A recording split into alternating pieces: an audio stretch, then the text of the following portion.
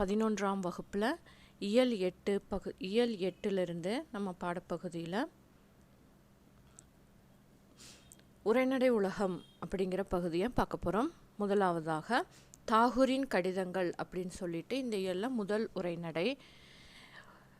தாகூரின் கடிதங்கள் அப்படிங்கிறதுல முதல்ல கடிதம், அந்த செய்தி அப்படிங்கிறத பற்றி ஒரு நுழையும் முன் படிச்சுக்கலாம். செய்தியை உரியவருக்கு தெரிவிப்பதற்காக எழுதி அனுப்பப்படுவதற்கு பெயர் தான் கடிதம். என்ன செய்தியோ அதை உரியவருக்கு தெரிவிக்கிறதுக்காக எழுதப்படுவது கடிதம் அப்படின்னு சொல்கிறோம். அதுவே எப்படி இருக்கணும் அப்படின்னு சொன்னால், ஒரு உரிய வடிவத்தோடு, பொருட்செறிவோடு, கற்பனை நயம் கலந்து, மொழிவளம் கலந்து இருந்தால் அந்த கடிதமே ஒரு இலக்கியமாக உருப்பெறுகிறது அப்படின்னும் சொல்லலாம். உரைநடையில் மட்டுமில்லாமல் காப்பியங்களிலும் சிற்றிலக்கியங்களிலும் கூட கடித இலக்கியம் அப்படின்னு சொல்லிட்டு ஒன்று இருக்குது அப்படின்னு சொல்கிறாங்க. அதன் காலத்தொன்மையை அதாவது அந்த கடிதங்கள் அந்தந்த காலத்தினுடைய தொன்மையை விளக்கக்கூடியதாக இருக்கிறது. கவித்துவ இயல்பு கொண்டது இந்த தாகூரின் கடிதங்கள் அப்படின்னு சொல்கிறது. இது கற்பனை, நகைச்சுவை, ஆழ்ந்த சிந்தனைகள் இதெல்லாமே உள்ளடக்கிய ஒன்றாக தான் இந்த கடிதங்கள் இருக்கிறது அப்படின்னு சொல்லலாம். அவர் எழுதின 2 கடிதங்கள் நம்மளுக்கு கொடுத்துருக்காங்க. ஒன்று சிதறிய கடிதங்கள் அப்படின்னு சொல்லிட்டும், இன்னொன்று வழியிலும் வழி முடிவிலும் அப்படின்னு சொல்லிட்டு இனி ஒரு கடிதம். சரியா? அதுக்கு முன்னாடி நம்ம தாகூர் அவங்கள பற்றிய செய்திகளை நம்ம படிச்சுக்கலாம். சரியா? முதல்ல அதாவது நூல்வெளி அப்படிங்கிற பகுதியில் பாரம்பரியத்தில் வேரூன்றிய நவீன மனிதன் அப்படின்னு சொல்லிட்டோம். கிழக்கையும் மேற்கையும் இணைத்த தீர்க்கதரிசி அப்படின்னும் அழைக்கப்படுபவர் தான் தாகூர் அப்படின்னு சொல்லக்கூடியவர். சரியா? இவர் தம் இளம் வயதிலேயே கவிதைகள் எழுத தொடங்கிட்டார் அப்படின்னு சொல்லலாம். 1913ஆம் ஆண்டு கீதாஞ்சலி அப்படிங்கிற கவிதை நூலுக்கு இலக்கியத்திற்கான நோபல் பரிசு பெற்றவர் இவர். 1919ஆம் ஆண்டு நடைபெற்ற ஜாலியன் வாலாபாக் படுகொலையால் மனம் வருந்திய தாகூர் ஆங்கிலேய அரசை கண்டித்து அவர்கள் வழங்கிய சர் அப்படிங்கிற பட்டத்தை திருப்பி கொடுத்தார். இது 2வது செய்தி. அடுத்தது பார்த்தோம் அப்படின்னு சொன்னால், 2000க்கும் மேற்பட்ட இசை பாடல்கள், 1000க்கும் மேற்பட்ட கவிதைகள், ஏறக்குறைய 20 நாடகங்கள், குறுநாடகங்கள், 8 நாவல்கள், 8க்கும் மேற்பட்ட சிறுகதை தொகுப்புகள் என இலக்கியத்தின் பல்வேறு வடிவங்களில் நூல்களை எழுதியிருக்கிறார் இவர். அவருடைய ஓவிய படைப்புகள், பயணக் கட்டுரைகள், ஆங்கில மொழிபெயர்ப்பு ஆகியவற்றையும் இணைத்து கொண்டால் அவருடைய ஆளுமையின் பேருருவை அடைய முடியும் அப்படின்னும் சொல்லலாம். குழந்தைகள் இயற்கையின் மடியில் எளிமையாக வளர்க்கப்பட வேண்டும் அப்படின்னும், தங்கள் வேலையை தாங்களே கவனித்து கொண்டு மற்றவர்களுக்கும் தொண்டு செய்ய வேண்டும் அப்படிங்கிற எண்ணம் கொண்டு 1921இல் விஸ்வபாரதி பல்கலைக்கழகத்தை இவர் நிறுவியிருக்கிறார். குருதேவ் என்று அனைவராலும் அன்புடன் அழைக்கப்படும் தாகூரின் ஜனகன மன என்னும் பாடல் இந்தியாவின் நாட்டுப்பண்ணாகவும், அமர் சோனார் பங்களா என்னும் பாடல் வங்காள தேசத்தின் நாட்டுப்பண்ணாகவும் இன்றும் பாடப்பட்டு வருகிறது. சாகித்ய அகாடமி வெளியிட்டுள்ள தாகூரின் கடிதங்கள் என்னும் நூலை தமிழில் மொழியாக்கம் செய்தவர் ந. குமாரசுவாமி அப்படின்னு சொல்லக்கூடியவர். அவர் தமிழ், சமஸ்கிருதம், தெலுங்கு, வங்கம், பாலி, ஆங்கிலம் ஆகிய மொழிகளை கற்று தேர்ந்தவர் அப்படின்னு சொல்லலாம். இவர் வங்க அரசு தமிழ் வங்க மொழிகளுக்கு அவர் ஆற்றிய தொண்டை பாராட்டி நேதாஜி இலக்கிய விருது அளித்து சிறப்பித்திருக்கிறது அவரை. சரியா? இதுதான் நூல்வெளியில் தாகூரை பற்றியும் தாகூர்னுடைய மொழிபெயர்ப்பு கவிதை எழுதியவரை பற்றியும் செய்திகளை சொல்லியிருக்காங்க. சரியா? நம்ம அடுத்ததாக பாடத்துக்கு போகலாம். பாடம் சிதறிய கடிதங்கள் அப்படிங்கிற பகுதியில் முதல்ல கடிதம் 9 ஆகஸ்ட் 1894 சிலாயிதத் அப்படிங்கிற இடத்திலிருந்து அவர் எழுதுறதாக சொல்லப்படுகிறது. முதல்ல 6 ஒரே அடியாக கரை தழும்ப நிரம்பி இருக்கிறது அந்த ஆறு. எதிர்கரை பார்த்தா தென்படவே இல்லை அந்த ஆற்றின். ஓரிடத்தில் சுழல்களாக பொங்குகிறது, மீண்டும் ஓரிடத்தில் துள்ளி எழும் வெள்ளத்தை தன் இரு கரங்களாலும் அடக்கி அமுக்கி சமமாக பரவச் செய்தவாறு ஓடுகிறது. இப்போ அந்த அப்படி ஓடிக்கொண்டிருக்கக்கூடிய இடத்தில் இறந்து போன ஒரு சின்னஞ்சிறு பறவை ஆற்று வெள்ளத்தில் மிதந்து வருவதை இன்று நான் பார்க்குறேன். அதனுடைய சாவின் வரலாறு மிகவும் நன்றாக எனக்கு புரிஞ்சு போச்சு. அதை பார்த்த உடனே அந்த சிறு பறவை எவ்வாறு இறந்திருக்கும் அப்படின்னு சொல்லிட்டு எனக்கு தெரிஞ்சிருச்சு அப்படின்னு சொல்லிட்டு அவர் கற்பனையை திறந்து விடுகிறார். எப்படி? எங்கேயோ ஒரு ஊரில் எல்லையில் ஒரு தோப்பு, அந்த தோப்பில் மரங்களில் நிறைய கிளைகள், அந்த கிளையின் அதில் கூடு இருந்திருக்கு. இருட்டு வேலை. அது அதன் கூட்டுகளில் திரும்பி தன்னுடைய துணையுடன் மிருதுவான சிறகில் வெண்மையில் தானும் தன் சிறகுகளை விரித்து கொண்டு உடல் சோர்ந்து அப்படியே உறங்கி போச்சு. திடீரென்று இரவில் பத்மா, அதாவது கிழக்கு வங்கத்தின் பெரிய நதிக்கு பேர் தான் பத்மா அப்படின்னு சொல்லக்கூடிய அந்த நதி சற்று ஒரு புறமாக புரண்டாள். அவ்வளவுதான். மரத்தின் கீழிருந்த மண் சரிந்தது. கூண்டை விட்டு சிதறி விழுந்தன பறவைகள். ஒரு கணம் கண் விழித்தது. அதன் பிறகு கண் விழிக்க வேண்டிய அவசியமே அதற்கு இராமல் போய்விட்டது அப்படின்னு சொல்றார். நாட்டுப்புறங்களில் இருக்கும் பொழுது எல்லாவற்றையும் விழுங்க வந்த இந்த மாபெரும் இயற்கையே சிறந்து விளங்குகிறது இல்லையா? நாட்டுப்புறத்தில் இருக்கும் பொழுது இந்த இயற்கை தான் நம்மளுக்கு தலை சிறந்து விளங்குகிறது.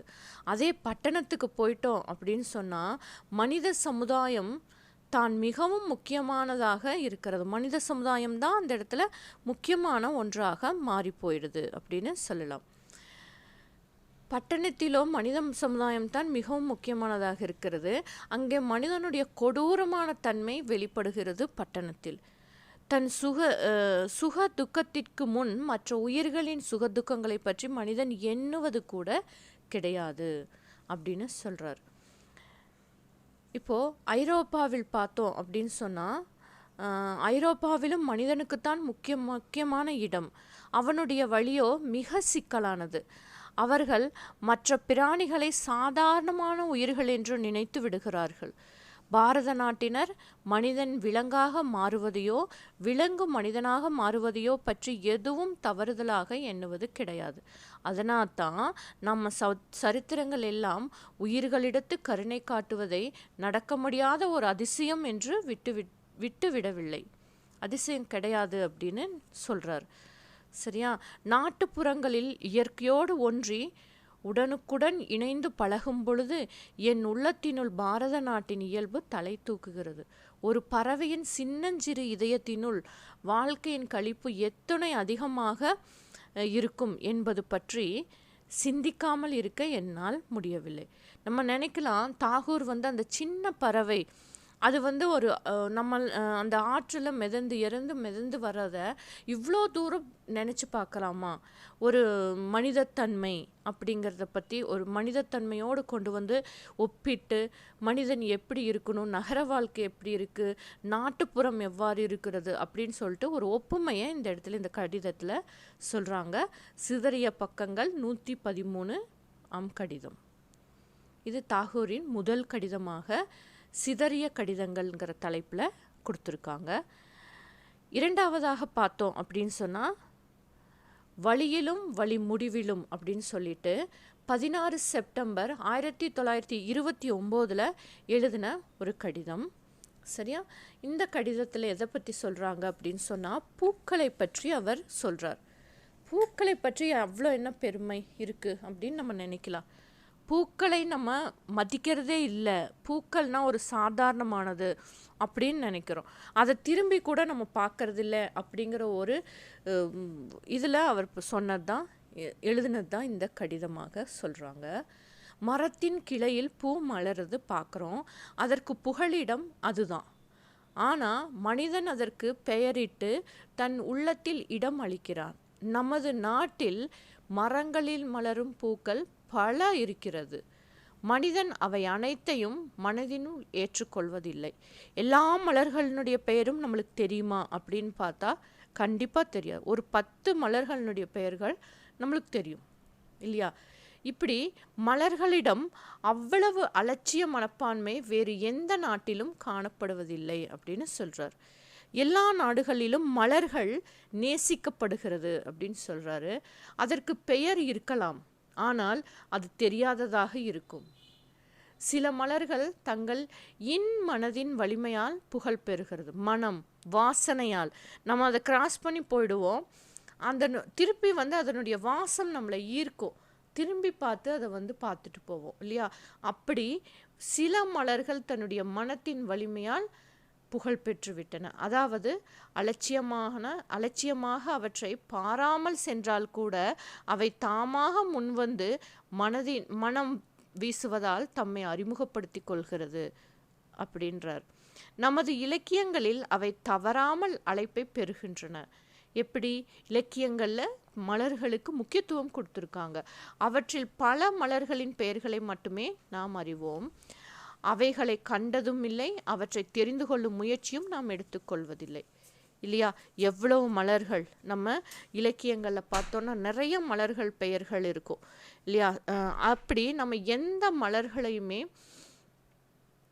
நிறைய மலர்கள் இருந்தாலும் அந்த மலர்களினுடைய பெயர் என்ன, அவற்றின் குணம் என்ன, இப்படி எதையுமே நம்ம தெரிஞ்சுக்கணும் அப்படின்னு சொல்லிட்டு நம்ம நினச்சதில்லை அப்படின்னு சொல்கிறார். சரியா? நாம் பெயர் அதிகாரத்தில் ஜூதி, ஜாதி என்றெல்லாம் படிக்கிறோம். யாப்பு சரிவர அமைந்துவிட்டால் நாம் களிப்பெய்துகிறோம். ஆனால் ஜாதி என்பது எது, ஜூதி என்பது எது என்றெல்லாம் ஆராய நமக்கு ஆவல் பிறப்பது கிடையாது. பலவாறு முயற்சி செய்த பின் ஜாதி என்பது ஒரு முல்லை வகை பூ அப்படின்னு சொல்லி சாமேலி அப்படின்றத நான் தெரிஞ்சுக்கிட்டேன் அப்படின்னு சொல்லி அவர் சொல்கிறார். சரியா? அவர் முயற்சி பண்ணி இந்த ஜாதி பூ இருக்கு இல்லையா, இதனுடைய பெயர் இலக்கியத்தில் எப்படி இருக்குது அப்படிங்கிறத தெரிஞ்சுக்கிட்டு அவர் அதை கண்டுபிடிச்சி சொல்கிறார். அடுத்தது பார்த்தோம் அப்படின்னு சொன்னால் சேவுந்தி அப்படிங்கிற மலர் என்பது அந்த மலரின் பெயர். ஒரு மலர். இன்று வரையில் பலரை கேட்டு எனக்கு பதில் கிடைக்கவில்லை. சேவுந்தி அப்படிங்கிற மலர் அப்படின்னு சொல்கிறார். அவர் அந்த மலரை பற்றி எப்படியெல்லாம் யோசித்து அதை பற்றி ஆராய்ச்சிகள் செஞ்சுருக்காருங்கிறதே இந்த கடிதத்தில் வரக்கூடிய செய்திகளாக சொல்லப்படுது. சாந்தி நிகேதனில் ஒரு மரம் இருந்தது. அது பியாலா என்று அழைக்கிறார்கள். ஆனால் சமஸ்கிருத காவியங்களில் புகழ்பெற்ற இந்த மரத்தை பற்றி எத்தனை பேர்த்துக்கு தெரியும்? நம்ம யாராவது இதை கேள்விப்பட்டிருக்கோமா? இன்னொரு விஷயத்தை பாருங்க, ஆறுகள் விஷயத்தில் நமது உள்ளம் அலட்சியம் கிடையாது. அதாவது மிகவும் சிறிய ஆறு கூட நம்ம மனதில் பிடித்தமாக இடம் பெற்றிருக்கிறது. புறாக்கண்ணி, அதாவது இந்த வரிசையில் பார்த்தீங்கன்னா பியாளி நதி அப்படின்னு கொடுத்துருக்கு இல்லையா, இது மயில் விழியால், மயூரஷி அப்படின்னு சொல்லிட்டு, விரும்புடையவாள், இச்சாமதி என்றெல்லாம் அவை அன்றாடம் நமக்கு உபயோகப்படுகின்றன. இந்த நதிகளினுடைய பெயர்கள். பூஜைக்கு தேவையான மலர்களை தவிர எந்த பூக்களும் நமக்கு அறிமுகமாக அவசியம் எதுவும் இல்லாமல் போய்விடுகிறது இல்லையா? அதை தவிர நம்ம வேறு எந்த மலர்களை பற்றியும் நம்ம படிக்கிறதோ தெரிஞ்சுக்க முயற்சி பண்ணுறதோ இல்லை இல்லையா? நாகரீக வழக்கத்தில் காலத்துக்கு ஏற்றபடி சீக்கிரமே வாடிவிடும் மலர்களுடன் தொடர்பு இருக்குது. நாகரீகத்திற்காக வாடிவிடக்கூடிய மலர்கள் நம்மளுக்கு நிறைய தொடர்பு இருக்குது அப்படின்னு சொல்கிறாங்க. தோட்டக்காரனுடைய கைகளில் அவற்றை பராமரிக்கும் பொறுப்பும் இருக்குது. மலர் செப்பினுள் வழக்கம் போல் போவதும் வருவதும் தான் அவற்றிற்கு வேலை. தோட்டக்காரர் கட் பண்ணுவார், மலர் ஜாடிக்கு பூ ஜாடி இருக்கு இல்லையா, அதுக்குள்ள கொண்டு போய் வைப்பார், அவ்வளோதான். இந்த மலர்கள் அந்த தோட்டக்காரனுக்கும் அந்த பூஜாடிக்கும் மட்டும்தான் போயிட்டு இருக்கிறதாக இருக்குது. சரியா? இதை தான் தாமசிகம், அதாவது மெரியாசீசம் அப்படின்னு சொல்லிட்டு சொல்கிறாங்க அப்படின்றார். ஸ்தூல பொருளுக்கு அப்பால் செல்ல இயலாமல் நம் மனம் திகைப்படைந்து நின்று விடுகிறது. இது போன்ற பெயரில்லா மலர்களில் நாட்டு கவிஞனின் நிலை எவ்வளவு மோசமானது அப்படிங்கிறத யோசித்து பாருங்கள். மலர்களின் ராஜ்யத்தில் அவனுடைய பேனாவின் நடமாட்டம் எத்துணை குறுகி போய்விடும் அப்படின்னு சொல்லிட்டு, இந்த மலர்களின் ராஜ்யத்தில். ஏன்னா அவ்வளவு மலர்கள் இருக்குது. அந்த மலர்களினுடைய வண்ணங்கள், வாசனைகள், இதை பற்றியெல்லாம் அவர் எடுத்து சொல்கிற மாதிரி பேனாவின் நடமாட்டம் எத்துணை குறுகி இருக்கும் அப்படின்னு சொல்லிட்டு அந்த வார்த்தைகளை இங்கே உபயோகப்படுத்துகிறார். பறவைகள் விஷயத்திலும் இதே மாதிரி தான். எவ்வளவு மலர்கள் இல்லையா? பறவைகள் பார்த்தோன்னா காகம், குருவி, மைனா இதெல்லாம் இருக்குது. இனி ஒரு பறவை ஒன்று இருக்குது, பௌ கதா கவோ அப்படின்னு சொல்லிட்டு. இப்படி ஒரு பறவையா? இந்த சொற்களை போல தான் இந்த புறா குரல் எழுப்புமா, குரல் பயிரும், சரியா? அதனால் அதோட பேர் அதுக்கு அப்படியே வந்துடுச்சு அப்படின்னு சொல்கிறாங்க. இதனை எப்படி விட்டுவிட முடியும்? ஆனால் எத்தனையோ நேர்த்தியான புட்கள் உள்ளன, அவற்றின் பெயர்கள் அநேகமாக சாதாரண ஜனங்களுக்கு தெரிந்திருக்கா அப்படின்னு பார்த்தா, இயற்கையிடம் இந்த அலட்சிய மனப்பான்மை தான் நம்முடைய தோல்விக்கெல்லாம் மூல காரணம் அப்படின்னு சொல்கிறார். இந்த சுபாவம் காரணமாகத்தான் நாட்டு மக்களிடம் நமது அலட்சிய மனப்பான்மை தீவிரமாக தலை தூக்குகிறது அப்படின்னும் அவர் அந்த கடிதத்தில் சொல்லிட்டு வர்றார். பரீட்சையில் தேர வேண்டிய சரித்திர பாடத்தை புறக்கணிக்க நம்மால் முடியாது. நமது தேசப்பற்று அந்த புத்தகம் மூட்டையால் உருவாகிறது.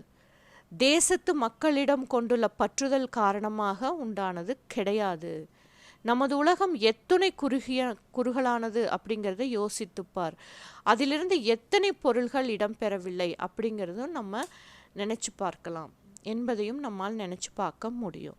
எவ்வளவு ஒரு சின்ன புல், ஒரு பறவை, குட்டி குட்டி பறவைகள், பழங்கள், இப்படி எத்தனையோ இருக்குது. எல்லாமே நம்மளால் தெரிஞ்சுக்கிறோமா, நம்ம தெரிஞ்சு வச்சுக்கிறோமா அப்படின்னு சொன்னால் கண்டிப்பாக எத்தனை பொருள்கள் நம்மக்கிட்ட இடம்பெறவில்லை அப்படிங்கிறது நம்மளால் யோசிக்க முடியும், நினச்சி பார்க்க முடியும் அப்படின்னு சொல்லிட்டு தாகூர் அவரோட 2வது கடிதத்தில், வழியிலும் வழி முடிவிலும் 42வது கடிதத்தில் இந்த செய்திகள் எல்லாம் சொல்லியிருக்கார். இந்த 2 கடிதங்களையும் படிங்க.